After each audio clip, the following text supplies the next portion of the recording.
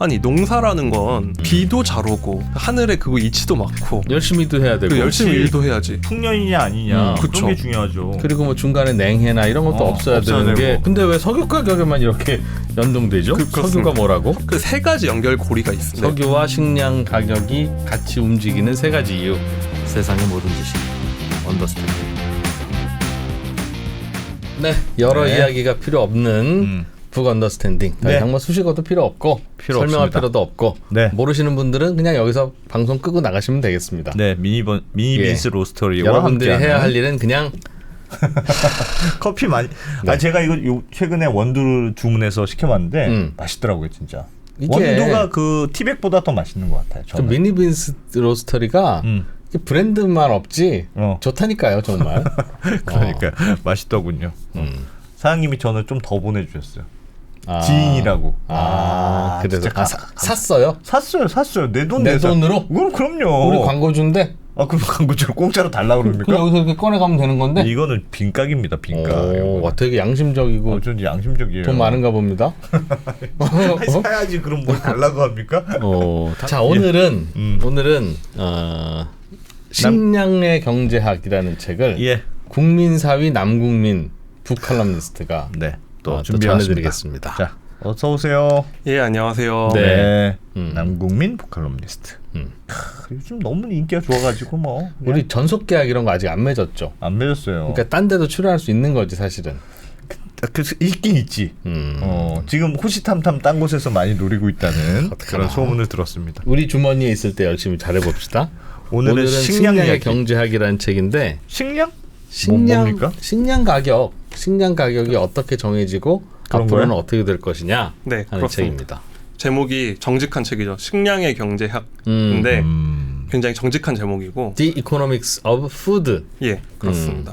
재미가 왠지 없을 것 같은 느낌입니다. 자, 오늘은 재미없게 한번 가봅시다. 그동안 북 언더스탠딩은 너무 흥미롭고 유익해서 사실은 한 번쯤은 그래 재미없게 어떻게 가봐. 계속 재밌을 수가 있어 인간적으로. 그러니까 제가 이게 식량의 경제학 제목도 정직하고 한데 네. 재밌는 건 제가 이거 궁금하게 됐던 이유가 제가 얼마 전에 저번 주인가 코로나를 알았더니 미각을 잃어버린 거예요. 예. 그래서 그냥 누워서 배달앱 같은 거나 보면서 뭐가 맛있을까 나중에 나오면 뭐 먹지라는 생각을 하면서 쭉 봤거든요. 근데 정말 체감하는 게 요즘에 배달을 잘 안 시켰다고 오랜만에 보니까 진짜 물가가 많이 올랐잖아요. 예. 식사 사 먹을 때도 그렇고.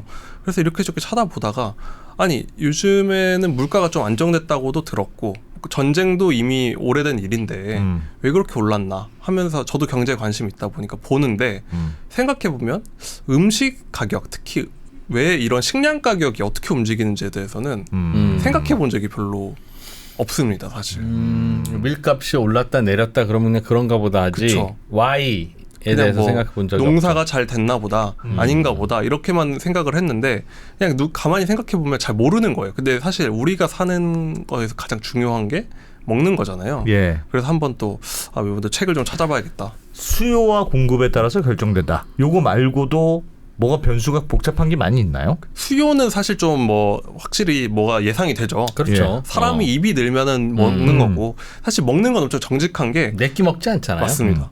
아무리 사람이 많이 벌어도 10끼 먹진 않으니까 인구수에 굉장히 비례를 하거든요. 수요는. 예. 근데 공급 측면에서는 생각보다 굉장히 복잡한 내용이 많은데 재밌는 건 찾아봤을 때 식량이 그래서 가격이 어떻게 정해지는지 알려주는 책이 제가 찾아본 바로는 거의 몇 권 없습니다. 근데 그중에서 이 책이 굉장히 오래된 책이고 예. 2011년에 나온 책이거든요. 어허. 그리고 절판된 책입니다.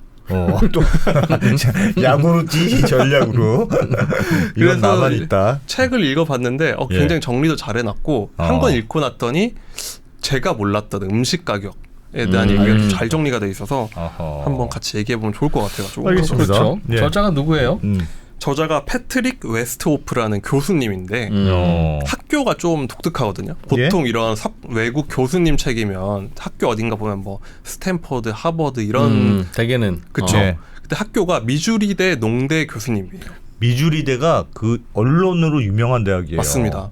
이게 언론으로도 굉장히 유명하고 또 하나 유명한 게 농업으로 농대로 굉장히 유명한 학교래요. 네. 지도를 찾아보시면 미국이 정말 한가운데 있습니다. 미주리주가? 네. 진짜 시골이구나. 진짜 시골. 정말 시골인 거죠. 우리로 치면은 호남 평야 같은 미국의 어떤 복창지대라고 하더라고요. 그 미국 영화 보면은 사람 키보다 높은 옥수수 밭 끝없이 펼쳐져 있는 거잖아요. 네. 그래서 며칠에 한 번씩 구조대 오고 거기서 길 잃으면 사람 죽고 하는 그 괴담 같은 게 있거든요. 아, 그렇지. 네. 옥수수 밭에 들어갔다가 맞습니다. 그 콘벨트의 넓이가 아마 한반도는 물론이고 일본 합친 것보다도 클 거예요. 아, 미주리주 옥수수 밭에 한반도를 집어넣으면 쏙 들어가요? 그렇습니다.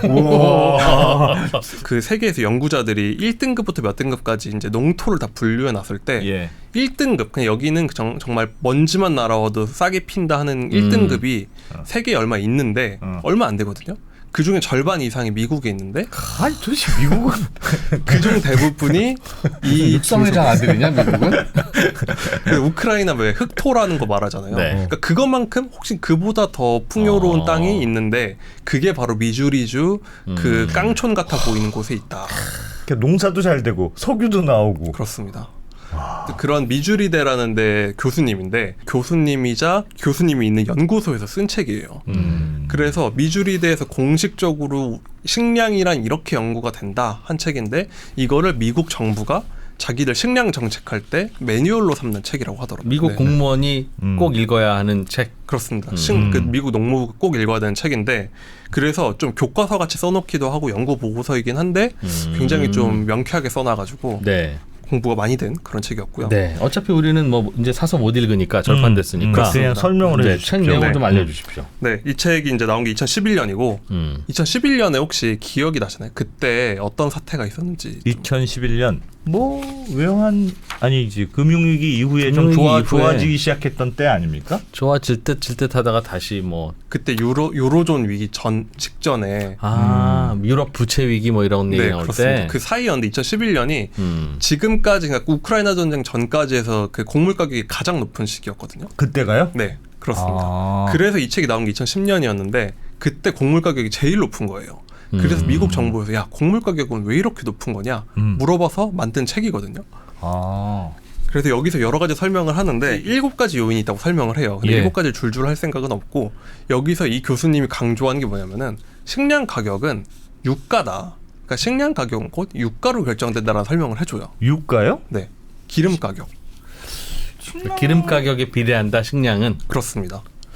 왜 그렇죠? 왜 그러지? 농기계를 많이 써서 그런가요? 이제 여러 가지 연결고리가 있는데 이게 요즘에도 유가 엄청 비싸잖아요. 네. 최근에 제가 찾아보았더니 어느새 $100 가까이 올라왔더라고요. 90불 넘었죠? 네, 예. 90불 넘었죠. 그리고 이게 가장 높았던 게 작년 재작년에 가장 높았죠. 우크라이나 전쟁 때는 정말 높았 120불 이렇게 향해 갔었는데 그때 실제로 그림을 보시면은 진짜 70년대 옛날에 폴 볼커 시대 그때 고유가로 날릴 때가 통계 집계 이론 가장 비쌌고 그 다음이 2011년도 그 난리 났을 때였고 그 다음이 지금입니다.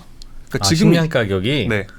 석유 가격 고점과 식량 가격 고점이 일치한다. 거의 일치합니다. 세 번째 사진을 보시면 그 두 개를 제가 겹쳐놨는데 아 그러네요. 진짜. 보시면은 여기서 주황색 선이 예. 오일 가격이고 여기서 파란색 선이 네. 세계 농업기구에서 만드는 지수거든요. 그러니까 식량 가격 지수예요. 보면은 이름만 지어놓으면 셋 다 석유 가격인가 생각할 만큼 비슷하게 움직이죠. 와, 그러네. 네. 생각보다 거의 사실상 같이 움직입니다. 그래서 이걸 보는 순간 아니 농사라는 건 비도 잘 오고 하늘에 그거 이치도 많고 열심히도 해야 되고 열심히 일도 해야지. 풍년이냐 아니냐 그쵸. 그런 게 중요하죠. 그리고 뭐 중간에 냉해나 이런 것도 없어야 되는 게 근데 왜 석유 가격에만 이렇게 연동되죠? 석유가 뭐라고? 그래서 우리가 앞으로 식량이 어떻게 될까 생각할 때는 석유를 거의 생각 안 하는데 이 책의 핵심은 석유 얘기를 계속해요. 그러니까 왜 그러냐면은 세 가지 연결고리가 있습니다. 석유하고 석유와 식량 가격이 같이 움직이는 세 가지 이유. 그중에 가장 중요한 게 바이오 디젤이라는 걸 써서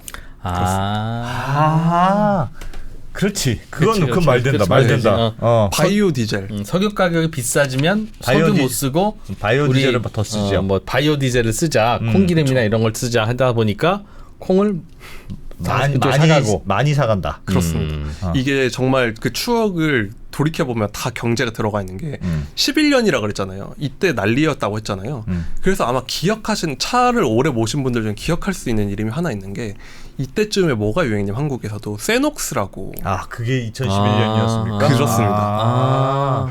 유가가 비싸니까 야 요런 거라도 좀 넣어보자. 그렇습니다. 그때 막 사람들 맨홀 뚜껑 훔쳐가고 이런 시대였거든요. 그 원자재 값 엄청. 네, 지금 그때 들었던 얘기가 세녹스는 왜 그때 나와서 지금 없어졌습니다만 넣고 이제 살짝 넣는 거잖아요. 첨가제로 100% 다는 사람이 있었어. 세녹스로만 기름통을 와. 그 어땠냐? 진짜 잘 간다. 걱정하지 마라. 막 이러면서 유사석이었지. 세녹스로만 해도 돼. 막 굉장히 강력하게 주장하는 분도 있었는데. 그때 저 기억이 나는 게 아니 길에서 이렇게 어른들끼리 차 한 대 세워놓고 오라모로 얘기하면서 돈 얼마 주고 길에서 막 넣고 이랬어요. 어렸을 때는 뭔지 몰랐고 최근까지도 세녹스가 뭔지 몰랐는데 그때 어렸을 때였어요? 저는 굉장히 어렸어요. 초등학생이었어요.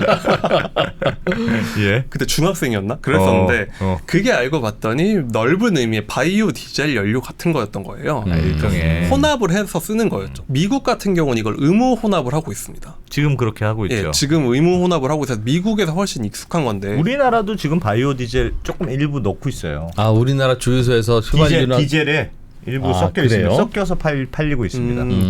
그게 이제 아마 친환경 특히 2010년 전후에 많은 나라에서 도입이 됐는데 이 책에서 강조하는 게 그 고리가 엄청 중요하다는 거예요.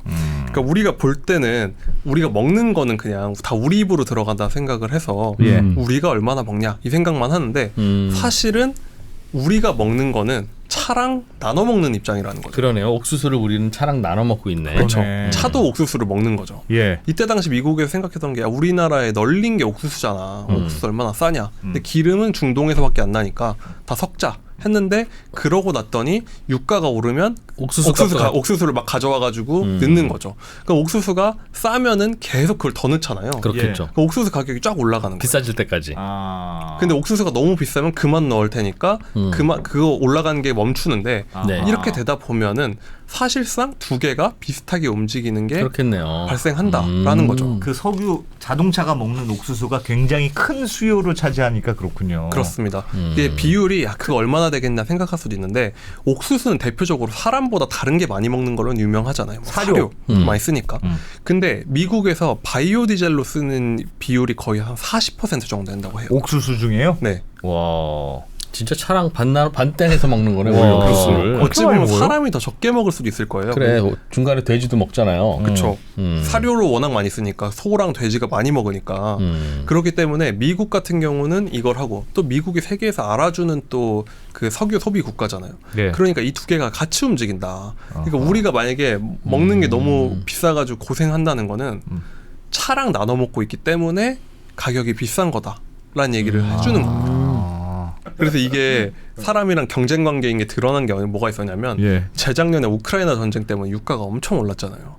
근데 그때 바이든 대통령이 엄청 고생을 많이 했거든요. 왜냐하면 좀 있으면 중간 선거인데 유가가 그렇게 높으면 너무 그렇죠. 올라가니까 한국은 그래도 이런 유류세 같은 게 버퍼가 있으니까 그걸 깎아주는 식으로 이렇게 올라가는 걸 버티죠. 올라가도 우리는 항상 유류세를 40-50% 내고 있기 때문에 올라갔을 땐 좀 그 깎아주는 그 버퍼가 있는데 체감이 덜 되죠. 그렇죠. 근데 미국은 워낙 유가가 싼 나라잖아요. 한국에 비하면은 그게 세금이 훨씬 적어서이기도 한데 미국은 그러니까 유가가 오르면 버퍼가 없는 거예요. 근데 한국은 유가 너무 비싸다. 그럼 차 두고 버스 타거나 지하철 타거나 되잖아요. 근데 미국 경험은 그럴 수가 없죠. 그렇죠. 미국 경험해 본 사람들은 알지만 미국에서는 차가 없으면 안 되잖아요. 그래서 바이든 대통령이 뭘 했냐면은 저기 낙농 지역 같은 데를 저기 농업 지역을 옥수수 지역을 방문을 해가지고 또 여기가 미국 캐스팅 모터거든요.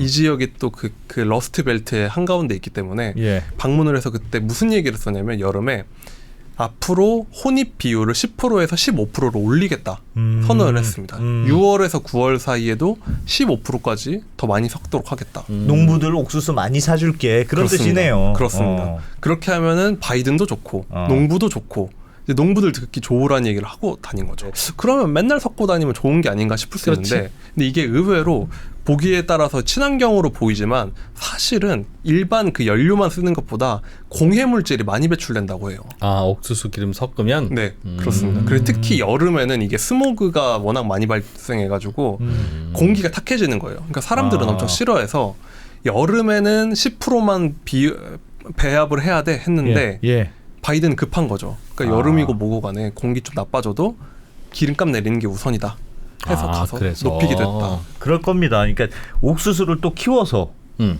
거기다 물도 주고 비료도 주고 해서 키워서 그걸 또 다시 기름으로 짜서 그걸 기름으로 쓰는 거니까 석유로 넣어서 쓰는 거니까 그게 아주 효율적인 방법이라고는 아니라고 들었어요. 그렇죠. 그래가지고 사실 이게 원래 한동안 바이오 디젤이 친환경이라는 걸 엄청 주장을 하면서 세계적으로 열풍이 불었었거든요. 예. 근데 이거에 대해서 친환경론자들도 굉장히 비판을 한 부분이 아니다. 이거 식물 키우는데 들어간 비료도 있고 그래. 땅 훼손하고 말씀하신 대로 이거 수확해서 짜고 하는 거 생각하면 예. 오히려 석유캐 쓰는 게 낫다라는 얘기를 많이 비판을 하거든요. 특히 공해까지 발생을 하기 때문에 네. 바이오 디젤에 지금도 그래서 바이오 디젤을 친환경 연료에 넣느냐 마느냐 가지고도 약간 논쟁이 있거든요.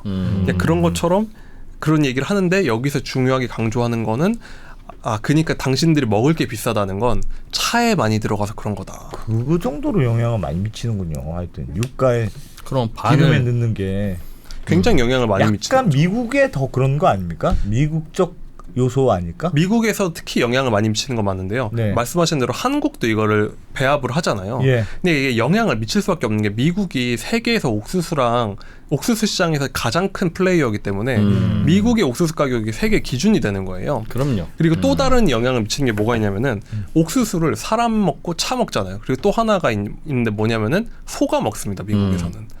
미국에서는 소고기 먹어야 되니까. 소고기 먹는데 먹잖아요. 예. 그래서 이걸 발표했을 때 낙농업자들이 난리가 난 거예요. 아니 왜 규칙을 깨냐. 그렇게 되면 옥수수 가격이 오르면 기름값이 옥수수 가격이 오르면 사료값이 오르니까 고기값도 오르는 거예요. 아. 그러니까 보면은 석유가가 오르니까 바이오 디젤 비율을 높이면은 바이오 디젤 가격이 높아지면 사료값이 높아지고 그럼 고기값이 비싸진다. 예. 라는 얘기를 하는 거죠. 어허. 그러니까 이때 당시에 난리 났던 것 자체가 그만큼 먹는 거는 유가랑 다 연결이 돼 있다. 우리가 먹는 소고기도 유가랑 연결이 돼 있는 거죠, 사실. 야, 그렇구나. 그래서 이 책에서 저도 맨 처음에 7가지 요인이 있어 하나씩 설명할게 그래서 예. 첫 장에 날씨가 나올 줄 알았어요. 뭐 기후 변화 이런 네. 얘기 나올 줄 네. 알았는데 1장 얘기가 바이오 디젤 얘기입니다. 바이오 디젤. 그러니까 앞으로는 그 표 보여드렸던 것처럼 미국의 바이오 디젤과 사우디의 감산 여부가 우리의 식탁 물가를 결정한다. 라고 볼 수가 있는 거죠. 야, 진짜 별로 생각해보지 않았던 변수네. 야, 그러니까 한국에서는 바이오 디젤을 많이 존재감이 별로 없는 거죠. 예. 그러다 보니까 잘 몰랐는데 미국에서는 이게 항상 비율 가지고 정치적으로 엄청 싸운다고 해요. 그러니까 비율을 더 높이자. 그게 친환경이다 주장하는 저기 농부들의 지원을 받는 단체와 그거는 친환경이 아니고 넣으면 안 된다라고 주장하는 축산업계와 맨날 갈등을 한다고 하더라고요. 야, 그거 맞는 말 같네. 네, 맞습니다. 그래서 결과적으로는 뭐 중간 선거에서도 민주당이 꽤 선전을 했잖아요. 예. 그래서 나중에 사후적으로 평가하는 게 이때 곡물 가격 많이 높여준 게 득표에 많이 도움이 됐을 것이다. 이런 얘기들을 많이 하고 있습니다. 유가와 식량은 연동한다. 그렇죠. 근데 이게 왜 그때 또 왜 화제가 됐었냐면은 이게 이 책이 2010년에 나왔다 그랬잖아요. 네. 2010년에도 유가가 엄청 많이 올랐어요. 그때. 예. 그러니까 그 전에 2006년에 2006년까지 중국발 호황으로 많이 올랐다가 금융위기로 폭락했다가 2010년도에 다시 거의 100불을 넘어서 올랐었거든요. 예. 근데 그때 유가가 오르니까 당연히 아까 말씀드린 그 고리로 인해 가지고 식량 가격이 올라갔고 그래서 그때 일어난 일이 중동에서 아랍의 봄이라는 게 그때쯤에 터졌거든요. 예. 그러니까 식량 가격 유가가 오르는 게 중동의 아랍의 봄까지 영향을 미쳤는데 그 고리가 이 바이오 디젤 많이 넣으면서부터였다라는 설명을 하는 거죠. 예전에는 유가하고 식량이 이렇게까지 같이 움직일 건 아니었는데. 그렇죠. 그래서 가장 타격을 입은 국가가 어디였냐면은 당시에 아랍의 봄 모두 다 휩쓸었지만 정권이 무너지고 가장 큰 타격을 입은 곳 중에 하나가 이집트였거든요. 이집트. 예. 왜냐하면 이집트는 인구는 엄청 많고 생산 농업 대국이기는 한데 그 지역에서는 석유가 제일 안 나는 나라 중에 하나잖아요. 예. 그러니까 이 나라는 석유가가 오르면 돈은 못 버는데 식량 가격만 오르는 거예요. 아하. 근데 사실 여기는 수입국이거든요. 식량 수입국. 네, 옛날처럼 나일강에서 나는 걸로 먹고 살 수가 없어요. 왜냐하면 인구가 1억이 넘기 때문에 네. 이 나라는 다 수입을 해서 먹어야 되는데 석유는 안 나고 식량 가격은 오르고 야. 그래서 정권이 무너진 지역이 이집트였다는 거죠. 우리도 진짜 그러네. 그렇지. 우리도 우리도- 식량 에너지를 다 네. 수입하잖아요. 그렇죠. 우리나라도 이제 똑같은 것인데 근데 차이는 그래도 식량은 별로 그렇게 비싸지가 않잖아요. 예. 그러니까 한국 정도 되는 경제력이면은 먹는 거 정도는 그래도 되는데. 그래도 되죠. 아. 그러니까 밀 가격 가지고 이제 걱정하진 않잖아요. 뭐 고기 가격 이런 게 부담이지만. 근데 이집트 정도 되는 경제력이 낮은 나라에서는 이게 정말 새끼 먹을 걸 두 끼 먹어야 되는 문제라. 그렇기 그럼 때문에 밀란이 정권이 일어나죠. 무너졌다. 밀란이 일어나지. 그렇죠. 그래서 정권이 무너진 나라가 이집트다라는 걸 설명을 하는 거죠. 그러니까 어찌 보면은 그 전까지는 이렇게까지 연결될 필요 없었는데 미국의 이 바이오 에탄올, 때문에. 바이오 디젤 드라이브 덕분에 엄청 강한 연결고리가 생겼다. 근데 생각해 보면 식량과 석유는 너무너무 꼭 필요한 건데 추우면 연료가 있어야 되고 네. 그렇죠. 먹어야 될 거 아닙니까? 그렇죠. 근데 그 두 개가 같이 오르면 너무 힘들 것 같은데? 굉장히 힘들죠. 너무 힘든 환경이 되는 거죠. 그래서 예전에 우리 어른들께서 먹는 거 가지고 장난치지 마라. 그렇지. 먹는 걸 차랑 나눠 먹으면서 지금 유가랑 연동이 돼 버렸잖아요. 사실 전 세계에서 기름에는 세금을 많이 거두는 이유가 예. 물론 모든 자동차 있는 사람이 부자는 아니지만 대체로 자동차를 타는 사람은 대중교통 타는 사람보다 부자잖아요. 예. 그러니까 이게 어느 정도 좀 이런 조세 형평의 차원도 있거든요.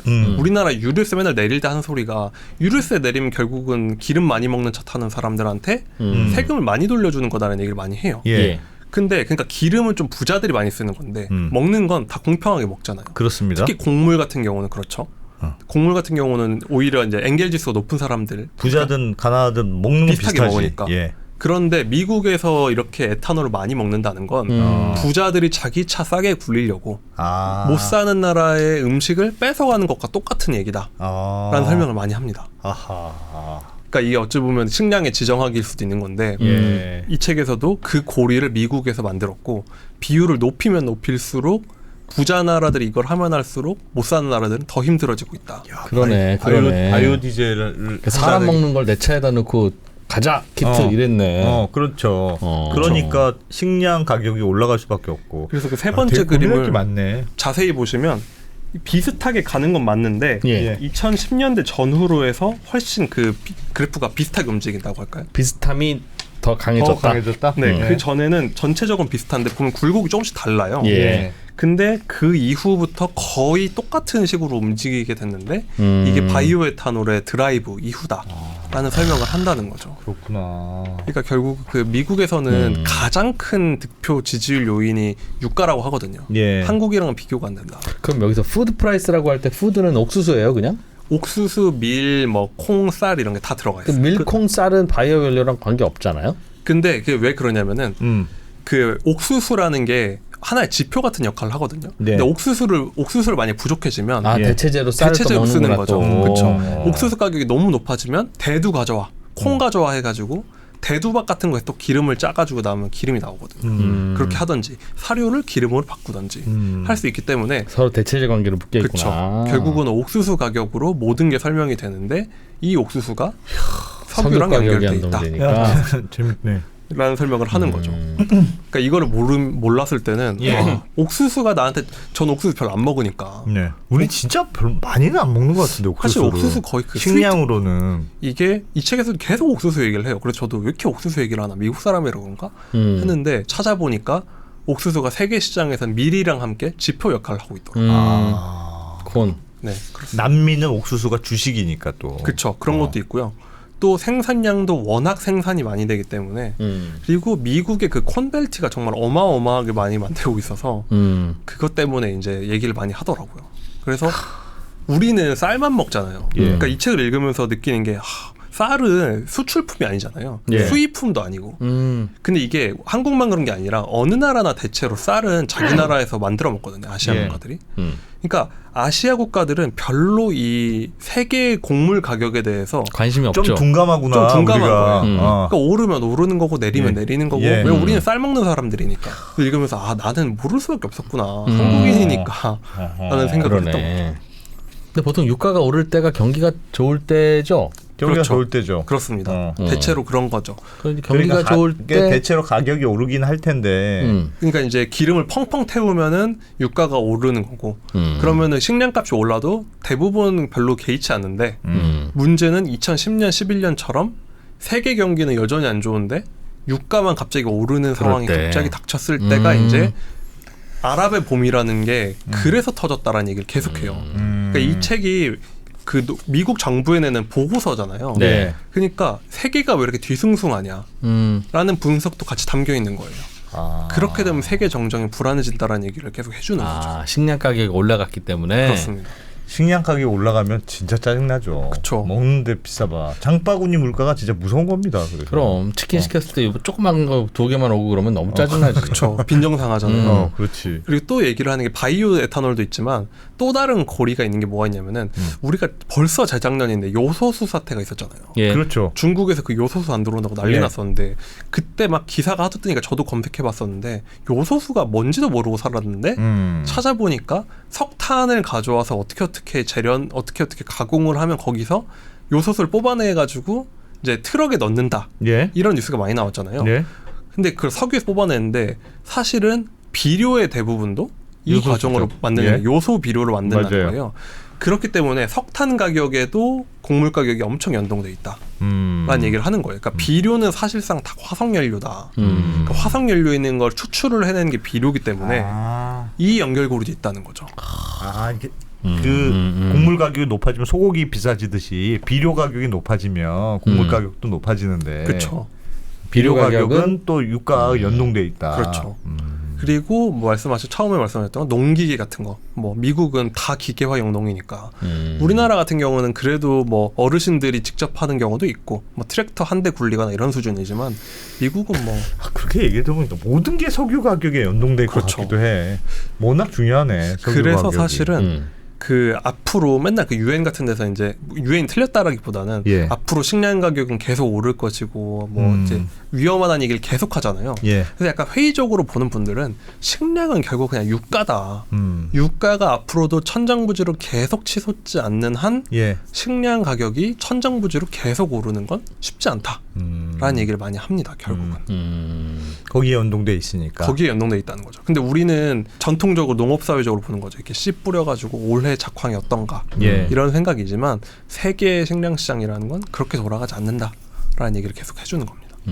흉년이냐 풍년이냐에 따라서 달라지는 건 별로 없나 봐요. 그러니까 요즘엔 일정한가 봐요. 그 생산이라는 게. 그러니까 여기서 7가지 요인이기 때문에 그중에 네. 2개가 바이오 디젤이랑 유가거든요. 예. 그러니까 7개 중에 2개이고 나머지 5개도 있기는 한데 물론 말씀하신 날씨도 중요한 요인이 되긴 합니다. 그런데 상대적으로 점점 산업화될수록 유가가 훨씬 큰 영향을 미친다는 얘기를 계속 하는 거죠.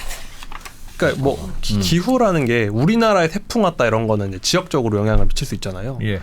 근데 지금 여기서 얘기하는 건 세계 시장이 하나로 통합돼 있으니까 결국은 이 유가라는 건 세계가 똑같은 물건이니까 제일 큰 영향은 그래도 유가가 미친다 설명을 계속 해줍니다. 식량은 곧 유가고 유가에 따라서 식량. 너무 좀 그렇다. 심플하다 너무. 그러니까 근데 그걸로 책을 한 건 다 썼어요? 다 썼습니다. 네. 책으로 다행이다. 우리가 사서 봤으면 똑같은 얘기 계속해. 나머지 요인들은 이제 날씨 등등등. 그렇죠. 나머지 등등 여러 가지 요인이 있는데 맞춰봅시다. 날씨 있겠지. 인구도 날씨, 있습니다. 식량 가격, 인구, 날씨, 농기계 의 발명, 농기계 발전, 기술 뭐 이런 기술. 거. 근데 그렇지. 기술 되게 그래 그렇대요. 기술 삽으로 하느냐 아니면 농기계로 하느냐. 요즘 자율주행 농기계도 있다면서요. 그러니까 미국에서 갑자기 식량이 증산이 확 된 이유 중에 하나는 비료고 또 하나는 미국이 지하수를 뽑아다가 네. 이게 스프링클러를 이렇게 돌려서 농사 짓는데요. 네.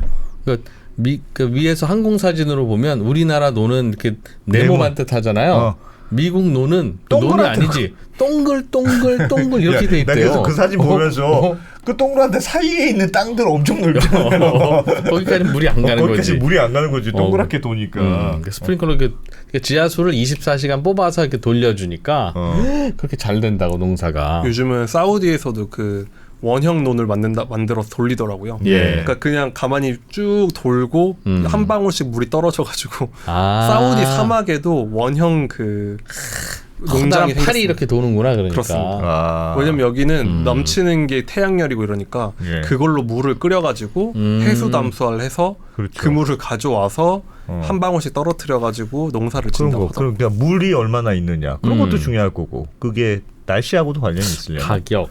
하긴 뭐 여러 가지 있을 것 같은데요. 이게 중요한 이유가 그냥 식물들은 항상 똑같이 자라왔는데 인간이 한 행동들 때문에 이 식이 조금씩 바뀐 게 있습니다. 바이오 디젤 같은 경우도 인간이 그 환경 정책을 만듦으로 인해서 두 개 사이에 연결고리를 만들어 버린 거잖아요. 예. 날씨도 뭔가 인간의 행동 때문에 바뀐 요소가 있거든요. 그러니까 일반적으로 온난화?